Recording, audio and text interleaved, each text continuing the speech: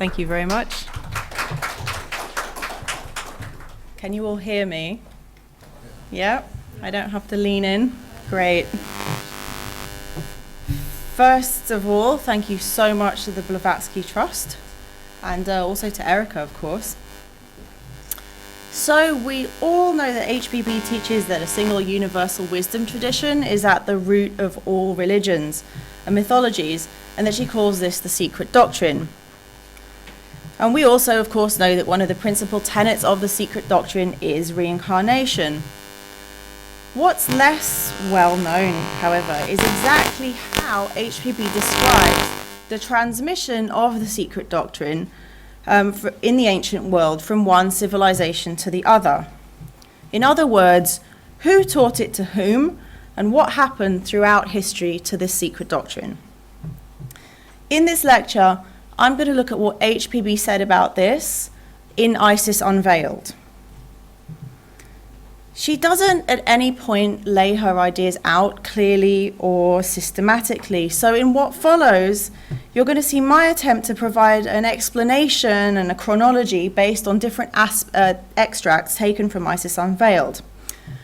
Let's start with a sort of introductory quote that shows how the secret doctrine was safeguarded by a brotherhood of adepts. I'll read it out for you. From the first ages of man, the fundamental truths of all that we're permitted to know on earth was in the safekeeping of the adepts of the sanctuary, that the differences in creeds and religious practices was only external, and that those guardians of the primitive divine revelation, who had solved every problem that's within the grasp of human intellect, were bound together by a universal Freemasonry of science and philosophy, which formed one unbroken chain around the globe. It's for philology and psychology to find the end of the thread. That done, it will then be ascertained that by relaxing one single loop of the old religious systems, the chain of mystery may be disentangled. So in this quotation, notice how H.P.B sees the 19th century disciplines of philology and psychology as playing a part in the recovery of the secret doctrine. However, I must also note that elsewhere she makes it clear that we should be cautious about academic scholarship because scholars of religion and mythology generally grasp only the exoteric rather than the esoteric meanings. An exoteric exegesis is therefore needed, and that's what H.P.B aims to provide in Isis Unveiled. But what exactly is the secret doctrine? And H.P.B gives several different and apparently conflicting answers to this question in Isis. In general, she associates it with magic, and in another place she mentions Platonic philosophy, which she defines as the most elaborate compend of the abstruse systems of old India. Somewhere else again, and in seeming contradiction, and we heard about this from Tim, I think, H.P.B presents her work as a plea for the recognition of the Hermetic philosophy, the anciently universal wisdom religion. So what, therefore, is the secret doctrine? Is it magic? Is it Platonism? Is it Indian thought? Or is it Hermeticism? Is it the ancient universal Freemasonry she alluded to in the first passage that I quoted? H.P.B probably would have answered that it is both all of the above and none of the above, and maintained that her answers are not contradictory, even if they look as though they are. This is because in one sense all these traditions are manifestations of the very same original and underlying secret doctrine. However, in another sense, they're each local representations that afford their own interpretations, biases, and misunderstandings. In H.P.B's own words, traditions that draw on the secret doctrine can be identical in substance or spirit, but not in form. Thus, Indian Brahmanism, the philosophy of Plato, Hermeticism, Freemasonry, and ancient magic may differ externally, but their essence is identical. For sure, H.P.B maintains that the secret doctrine was preserved to a greater extent in some places rather than others. And in Isis, In addition to the traditions mentioned above, she also mentions Buddhism, the Chaldean religion, Kabbalah, Gnosticism, and the religions of the Essenes as special depositories. She claims it's impossible to study ancient religion and mythology without coming to the conclusion that there are striking similarities both in the exoteric form and in the esoteric spirits of such traditions. And she claims her work is a brief summary of the religions, philosophies, and universal traditions of humankind, and the exegesis of the same in the spirit of those secret doctrines of which none, thanks to prejudice and bigotry, have reached Christendom in so unmutilated a form as to secure it a fair judgment. Since the days of the unlucky medieval philosophers, the last to write upon these secret doctrines of which they were the depositories, few men have dared to brave persecution and prejudice by placing their knowledge upon record, and these few have never, as a rule, written for the public, but only for those of their own and succeeding times who possess the key to their jargon. H.P.B. depicts the medieval period as having been a dangerous time for adherents of the secret doctrine, whose superior knowledge was attributed to the agency of the devil by the fanatical clergy, these are her words, and who were subjected to the atrocious tortures of the Inquisition. And the 19th century might have been less threatening a time, but it was still risky to teach the ancient wisdom. As H.P.B. explains, and I quote, "Ridicule and public prejudice are more dangerous sometimes than the inquisitions of old." And she gives several examples of doctrines that have been mocked or seekers who have recently been hounded. Claiming to combine science and religion, she writes that the secret doctrine is the beginning and end of all knowledge, and those who see it as unphilosophical are simply incorrect. This secret doctrine, she says, contains the alpha and the omega of universal science. Therein lies the corner and the keystone of all the ancient and modern knowledge. And alone in this unphilosophical doctrine remains buried the absolute in the philosophy of the dark problems of life and death.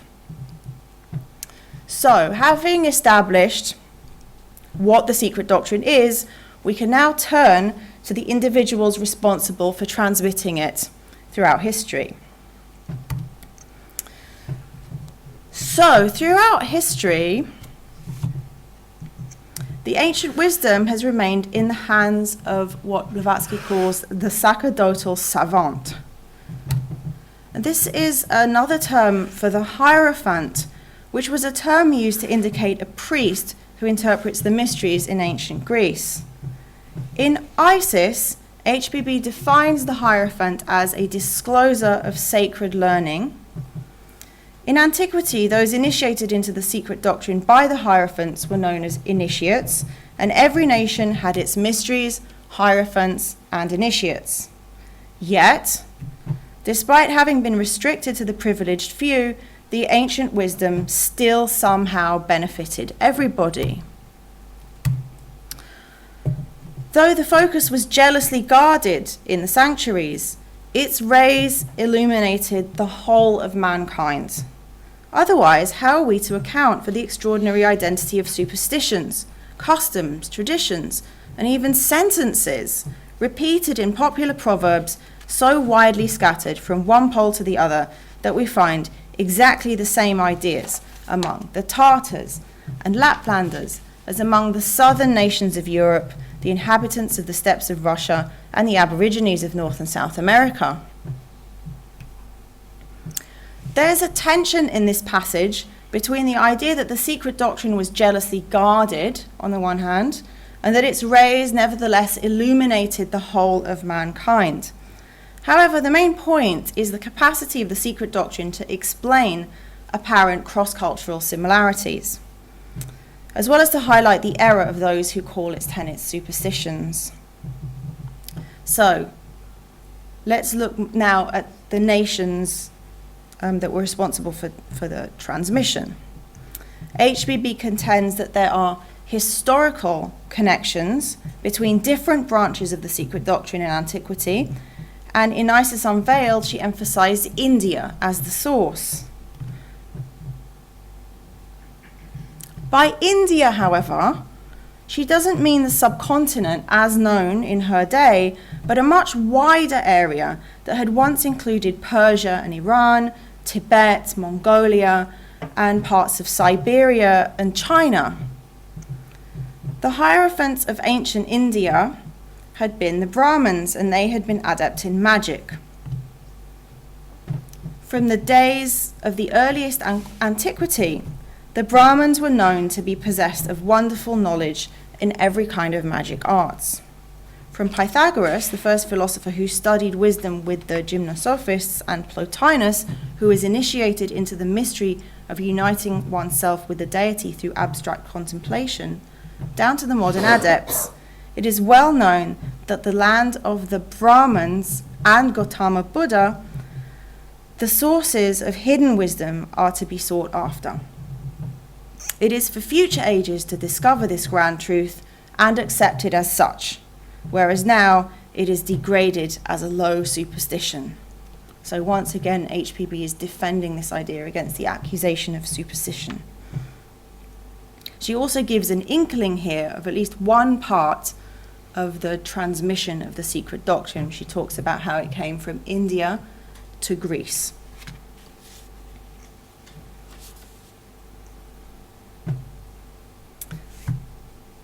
So the simple fact that H.P.B describes India as the land of the Brahmins and of Gautama Buddha is more significant than it might at first appear.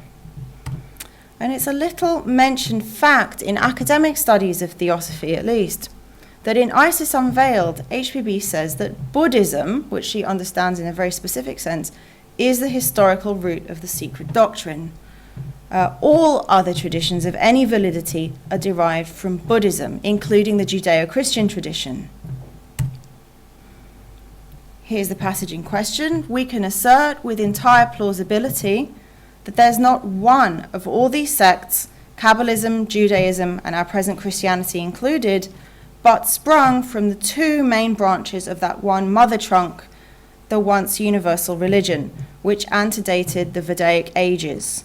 We speak of that prehistoric Buddhism, which merged later into Brahmanism. In other words, contrary to the contemporary scholarly consensus, H.P.B was saying that Buddhism came before Brahmanism.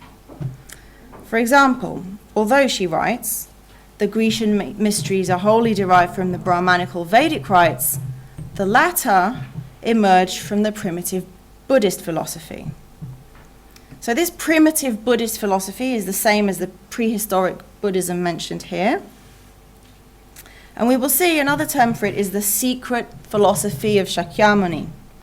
To clarify, H.P.B isn't saying that the root of all religion is Buddhism as it was known in the 19th century, but by Buddhism she means a more ancient form whose tenets are identical with those of theosophy. It's a doctrine of wisdom that antedates the metaphysical philosophy of Siddhartha Shakyamuni by many ages. It is, of course, the secret doctrine.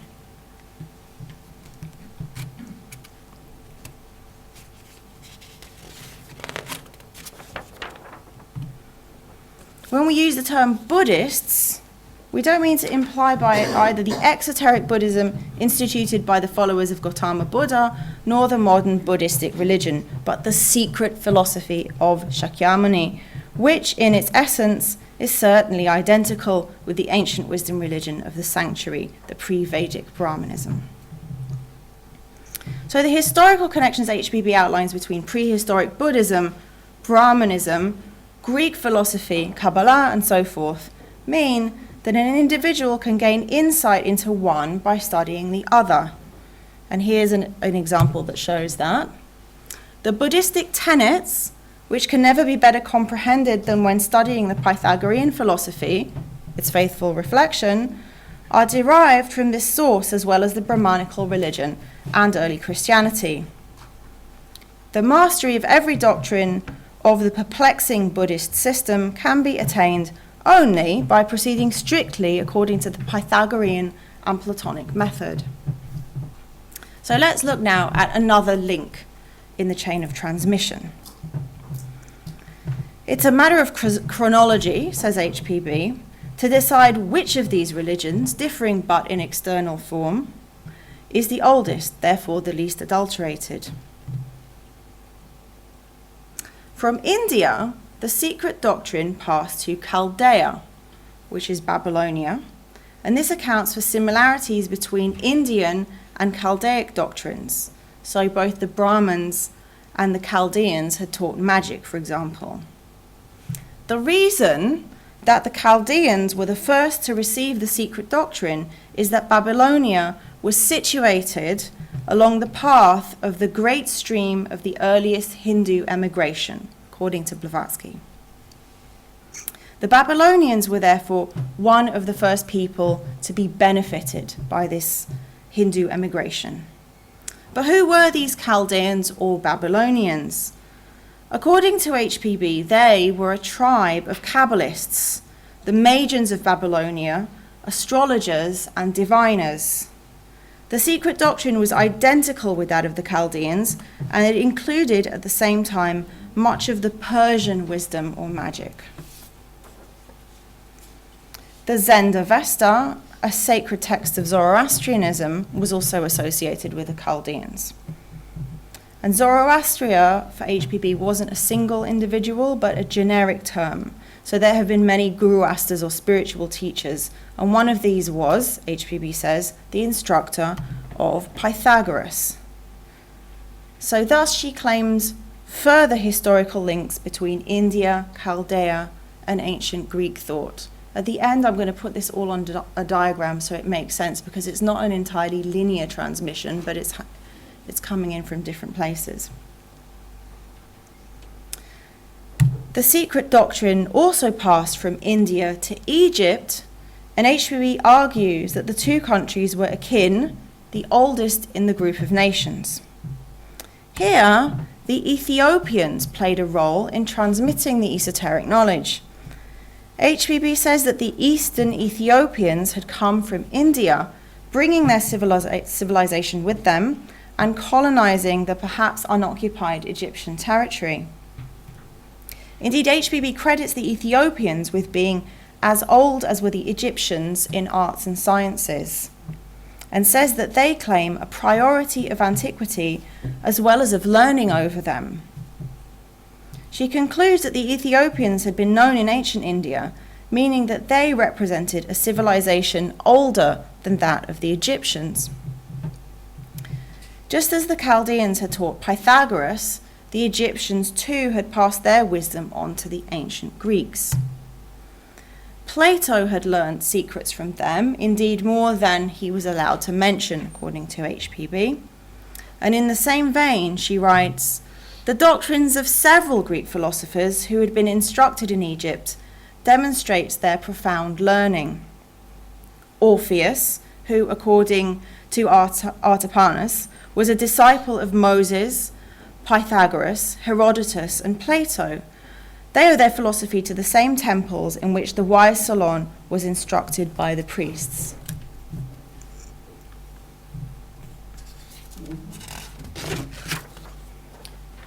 H.P.B claims Plato was an initiate and that Pythagoras had been his teacher. Ultimately then, Plato received Indian wisdom and, according to H.P.B, mirrored faithfully in his works the spiritualism of the Vedic philosophers. Plotinus also repeated the teachings of Gautama Buddha. The Neoplatonists in general, H.P.B claims, tended to amalgamate the old wisdom of the Oriental Kabbalah with the more refined conception of the Occidental Theosophists. So in sum, in all these different quotations, we can see historical connections between ancient India, Chaldea, Egypt, and Greece. There were lots of different connections. So we can now add H.P.B's perspectives on the transmission of the secret doctrine to the Israelites and Jews. She says that all the light that ever shone on the Israelites came to them from the Far East, passing first through the Chaldeans and Egyptians. Moses had been an Egyptian initiate and a priest. He was the thaumaturgist, meaning a magician, who performed Chaldean magic based on an extensive knowledge of the various and now forgotten branches of natural science. In another passage, H.P.B. claims Moses had learned his wisdom from an Egyptian woman. Moses was indebted for his knowledge to the mother of the Egyptian princess, Thermutis, who saved him from the waters of the Nile. The wife of Pharaoh, Batria, was an initiate herself, and the Jews owe to her the possession of their prophet, learned in all the wisdom of the Egyptians and mighty in words and deeds. Here's a really beautiful painting by Al-Muqaddimah, The Finding of Moses, from 1904. So Moses' religion, H.P.B. claims, constituted sun and serpent worship, diluted perhaps with some slight monotheistic notions. In H.P.B's views, therefore, Moses' religion had already been a diluted version of Egyptian wisdom. And, according to her, the Jewish tradition would degenerate even further. King Hezekiah was the king of the kingdom of Judah, who had instilled religious reforms and banned the worship of foreign deities in the temple. If, she said, he crushed the exoteric Baal worship, he also tore violently away the people of Israel from the religion of their fathers and the secret rites instituted by Moses. Thus, the Jewish tradition, which had never exactly been a pure manifestation of the secret doctrine in the first place, degenerated even further. Later in their history, however, the Jews again received elements of the secret doctrine. This time it was during the Babylonian captivity from the end to around the middle of the 5th century before the Common Era. All that the Jews learned, they had from older nations than themselves. The Chaldean Magi were their masters in the secret doctrine, and it was during the Babylonian captivity that they learned its metaphysical as well as practical tenets. And all the knowledge possessed by these different schools, whether Magian, Egyptian, or Jewish, was derived from India, or rather, from both sides of the Himalayas. Eventually, from the Chaldeans, the secret doctrine would pass into the hands of the Hebrew Tanaim, the rabbinic sages of the first 2 centuries of the Common Era, who are associated with the Mishnah, which is the first written compilation of Jewish oral law. It's the basis of the Talmud.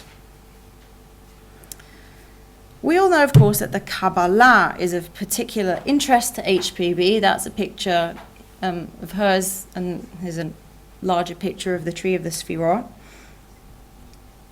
She defines the Kabbalist as a student of secret science and states the books of Ezekiel, Daniel, Enoch, and the Revelation of St. John are purely Kabbalistical. Unsurprisingly, in H.P.B's thought, the origin of Kabbalah doesn't lie with the Jews, however. She asserts the existence of 2 types of Kabbalah, a corrupted Jewish one and original Oriental one from which the Jewish one was derived. So the ultimate source of the Oriental Kabbalah was the primitive pre-Vedic Buddhism that I spoke about earlier. H.P.B. specifies that the source of the Kabbalah was Upper India or Turkestan far before the time of a distinct separation between the Aryan and Semitic nations. She claims that Jesus was a Kabbalist and his teachings were Pythagorean in spirit, his ethics Buddhistic, his mode of life Essene, and his ways those of an initiate, whether Grecian, Chaldean, or Magian. In other words, Jesus had been anything but Jewish. According to H.P.B, he had studied with the Essenes, originally a group of sacred scribes and hierophants from Egypt.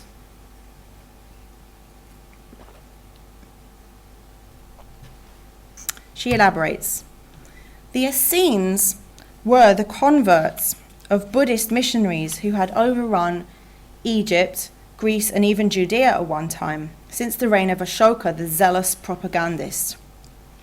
Ashoka was a 3rd century of the Common Era Buddhist Indian emperor.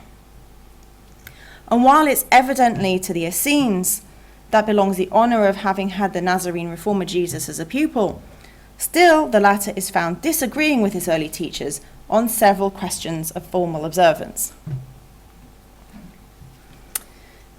H.P.B states that the primitive teachings of the early apostles most resemble Buddhism, which was a religion preached by Jesus himself. Among the early Christians, the Gnostics were the followers of the old Essenes under a new name. Springing into existence towards the beginning of the 2nd century, just when the Essenes were mysteriously fading away. So according to H.P.B, this indicated that the Gnostics were the identical Essenes. Of course, it's needless to state, she claims, that the Gospel according to John was not written by John, but by a Platonist or a Gnostic belonging to the Neoplatonic school. The Logos, or word of the Gospel according to John, was a Gnostic personification. So that's the Christians, the early Christianity. Next, I'll talk a little bit about the Druze people. And for this illustration, I've chosen a picture of the Druze prayer hall that is literally down the road from where I live, because we have quite a lot of Druze living nearby. So H.P.B claims that the Druze people of Syria and Palestine are of Kabbalistic parentage, and she highlights their doctrine as being identical with that of the Gnostics, the older Greek philosophers, and other initiates. So let's just finish this account of the transmission with a look at the Druids. In Isis Unveiled, H.P.B describes the Druids as a sacerdotal caste which flourished in Britain and Gaul, meaning that they were the hierophants of that locality. Bearing in mind what's been said about H.P.B's views on the secret doctrine and its transmission, we're now in a better position to understand the following passage. In the oldest documents now in our possession, the Vedas and the older laws of Manu, we find many magical rites practiced and permitted by the Brahmins. Tibet, Japan, and China teach in the present age that which was taught by the oldest Chaldeans. The Druids of Great Britain practiced it in the silent crypts of their deep caves.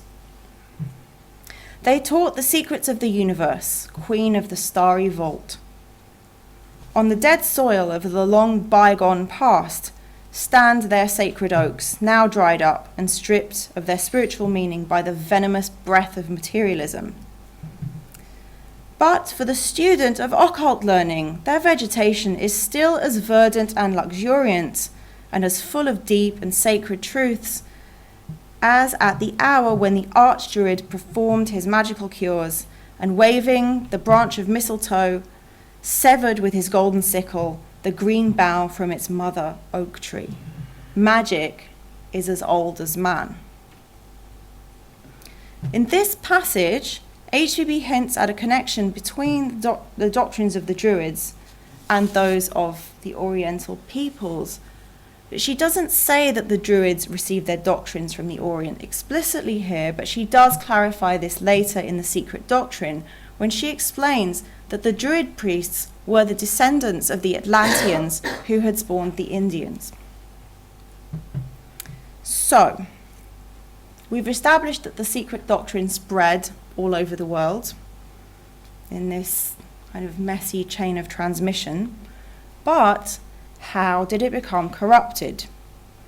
H.P.B lays the blame firmly on the Western Church. In Isis Unveiled, that's what she says. As we know, she claims Jesus was an Oriental Kabbalist and that Christianity had originally contained the Secret Doctrine. She even claims that the church fathers like Clement of Alexandria and Origen had been well versed in pagan philosophy, by which she meant the Secret Doctrine. Having begun their careers as pagan philosophers, they couldn't deny the anticipation of their doctrines in the oldest myths, she said. Surely this is a good thing, right? No. In their insatiable desire to extend the dominion of blind faith, the early architects of Christian theology had been forced to conceal, as much as it was possible, the true sources of the same. To this end, they're said to have burned or otherwise destroyed all the original manuscripts on the Kabbalah, magic, and occult sciences upon which they could lay their hands. They ignorantly supposed that the most dangerous writings of this class had perished with the last Gnostic. But someday they may discover their mistake. Other authentic and as important documents will perhaps reappear in a most unexpected and almost miraculous manner. And one cannot help but wonder whether H.P.B was thinking of her own writings and of theosophy when she said this. So while H.P.B respects Jesus, describing him as sublime because of his unparalleled simplicity, she claims comparative theology revealed Christianity to be a crumbling skeleton formed of the oldest pagan myths. To increase their power by encouraging believers to follow their new religion blindly, early theologians denied the true pagan roots of nascent Christianity. In the early centuries of the Common Era, claims H.P.B, the association of Jesus with Kabbalah and Gnosticism was deliberately ignored. It was withheld from public notice as much as possible and vehemently denied whenever the question was forced upon discussion, and it only got worse.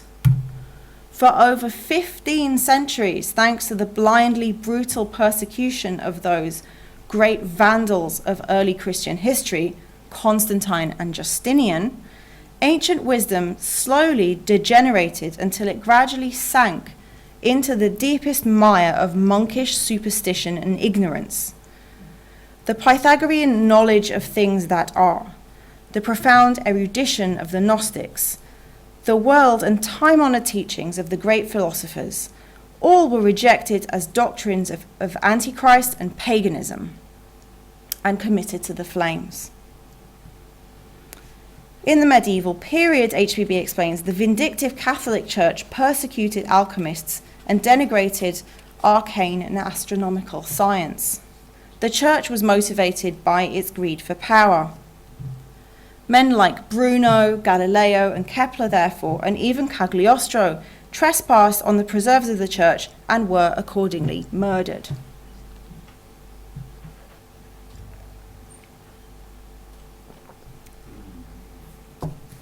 Reflecting on her own present day, H.P.B observes that it was only very recently that the Catholic and Protestant churches burned, hanged, and otherwise murdered every helpless victim through whose organisms spirits, and sometimes blind and as yet unexplained forces of nature, manifested themselves. At the head of these three churches, preeminent stands the Church of Rome. Her hands are scarlet with the innocent blood of countless victims shed in the name of the Moloch-like divinity at the head of her creed. She is ready and eager to begin again, but she is bound hand and foot by that 19th century spirit of progress and religious freedom which she reviles and blasphemes daily. So presumably H.P.B believes this newfound spirit of freedom makes her public defiance of Christian bigotry possible without the need to fear for her life. The opposition is also enabled, she says, by the rise of two far mightier enemies to the Catholic Church than the heretics and the infidels, the supposed heretics and supposed infidels it had persecuted. And by this she means comparative mythology and philology. She makes the most of her modern freedom and knowledge to condemn the church with strong words. For example, after describing a particularly brutal medieval witch hunt, she denounces a theology which extracts such holocausts as these to appease the bloody appetites of its priests. At the same time, she says, Christians themselves were practicing the very thing that they condemned. Did this butchery, in the name of their Moloch god, prevent these treasure hunters from resorting to the black arts themselves? Not in the least, for in no class were such consulters of familiar spirits more numerous than among the clergy during the 15th, 16th, and 17th centuries. In other words, the clergy were hypocritical, power-hungry magicians who had stolen and distorted the secret doctrine and who persecuted its true practitioners. Meanwhile, H.P.B affirms, she had it on good grounds that there are hundreds of the most valuable works on the occult sciences which are sentenced to internal concealment from the public, but are attentively read and studied by the privileged few who have access to the Vatican Library. So, here's a little picture I drew to conclude. We've covered a lot of ground and quotations from H.P.B, and this can be quite confusing. So I've drawn this diagram to illustrate what she says about the transmission, because a picture is worth 1,000 words, right? So notice how Greece receives the secret doctrine from 3 different places, from India, from Egypt, and also from Chaldea. And I tend to think of these 3 as the 3 mother civilizations, with India as the oldest. Also note how, although Moses receives the secret doctrine from ancient Egypt and the Jews subsequently received it from Chaldea, there's never any link made between any survival of the secret doctrine in Judaism and Jesus. Like, Jesus is only ever described with reference to the ancient Orient. The Essenes are not described as a Jewish sect, but rather as a branch of the Egyptians. And some aspects of H.P.B's theory of transmission might be a bit surprising to some people. For example, the Buddhist roots, and then there's the Ethiopian transmission to the Egyptians, and the fact that it reaches as far as ancient Britain, also directly from India. Then there's the perhaps unexpected idea that the religion of Jesus had originally been a form of paganism. So one of the questions implicitly explored by H.P.B is, what terms can we use to describe a follower of the secret doctrine historically and also today? According to what I've said, her answer is that they could have been described as a pagan, a Platonist, a follower of ancient Egyptian religion or of Chaldean religion, a Druid, an alchemist, but they might also have been a Christian if, by Christianity, was meant the religion that existed before it was corrupted by the Western Church.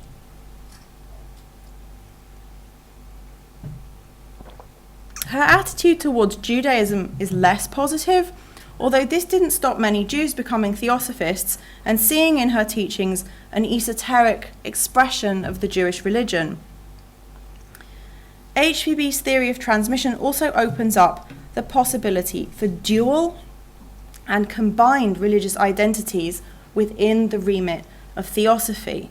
For example, according to this theory, depending on the emphases of one's particular practice, one could justifiably describe oneself as a pagan Christian or a Hindu Jew or whatever else.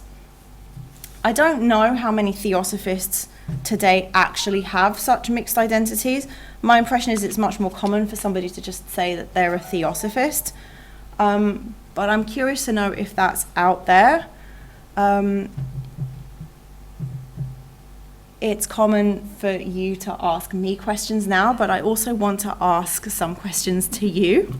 I'd like to put some questions to the floor. What do you think about these teachings? How would you describe your own identity? Does anyone here feel like they have a mixed identity? I kind of do, so I guess that's why it appeals to me. How do you feel about religious identities in general? Perhaps it's better to have no identity at all? How do you feel about mixed identities? So thanks very much. Over to you.